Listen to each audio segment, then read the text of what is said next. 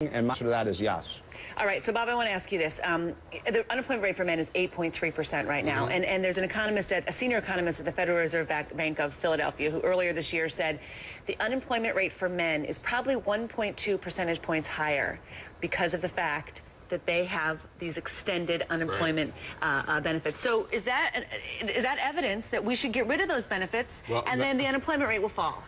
No, it's not. I mean, I do think that extended unemployment benefits has a modest effect on the jobless rate. In other words, people do, to some extent, hold off on accepting jobs if they're getting extended benefits, but it's very modest. I would not characterize it as paying people not to work. The point of unemployment benefits is to help out people who are really struggling in an economy that has been atrocious for a long time.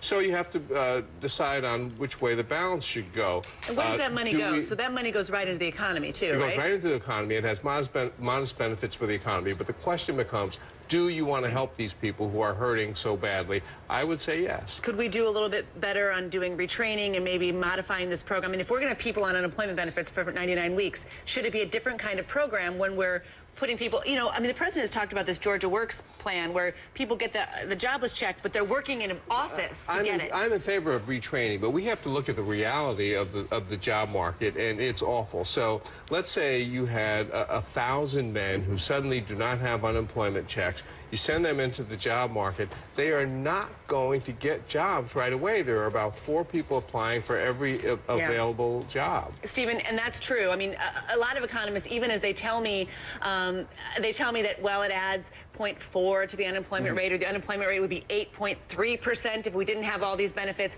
It's still 8.3%. You're still not creating enough jobs. It's almost as if what's the symptom and what's the disease here?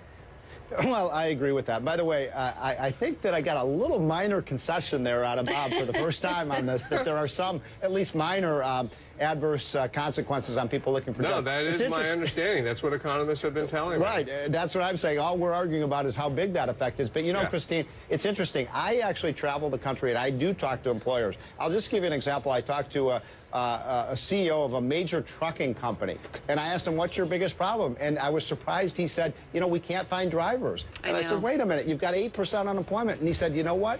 A lot of these drivers who took unemployment during the height of the recession, they're waiting out till their unemployment benefits run out until they find a job. So I do think there's negative consequences here. You know, when we passed welfare reform back in the mid-1990s, we did put time limits on how long people could get welfare benefits, and we did find, Christine, that people moved back into work, and that's what we all want to see. We want, by the way, the worst thing you can do for somebody who loses a job, the longer they stay unemployed, they lose their skills, it's less likely they're going to find a good paying job. So I think we do a disservice to even the unemployed by giving them benefits for such a long time. Even people who think that we need to, just for humanitarian and social network, social safety net reasons, we need to extend these. At some point, we can't pay people not to work forever. I completely agree with that, but then we need to have a discussion to say, what are we going to do about large numbers of people who are unemployed in a terrible job market who no longer qualify for jobless benefits? If there's one more quick point I can make, I was talking to an architect up in... He'll take your trucker and raise you an architect. Well, who was receiving extended unemployment benefits in Connecticut. And he had an opportunity to get a job at Home Depot, and he said to me, Bob, I'm an architect. I don't want to work at Home Depot. So he did not take that job. Ultimately, and it was quite a bit later, he did get another job as an architect. But that's my point. You just made my point. You know, that's what happens. People, if they have unemployment benefits, they won't take the first job.